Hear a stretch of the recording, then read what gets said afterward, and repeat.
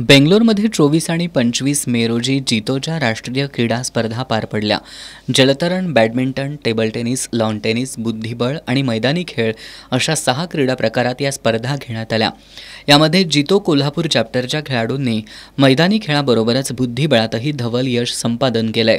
मैदानी खेळात 9 पदकं आणि बुद्धिबळमध्ये 6 पदकं अशा एकूण 15 पदकांची लूट करत सर्वांचं लक्ष वेधून घेतलं.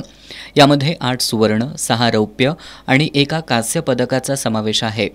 मैदानी खेळात सांगलीच्या संस्कार हेरलेनं 16 वर्षाखालील गटात 100 आणि 200 मीटर धावण्याच्या शर्यतीत सुवर्ण पदक मिळवलंय.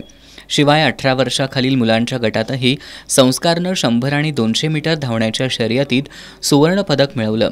4 सुवर्ण पदकं मिळवणारा संस्कार हेरले स्पर्धेतील सर्वोत्तम स्पर्धक म्हणून निवडला गेला. त्याला मॅन ऑफ द इव्हेंट चषक प्रदान करून सन्मानित करण्यात आलं.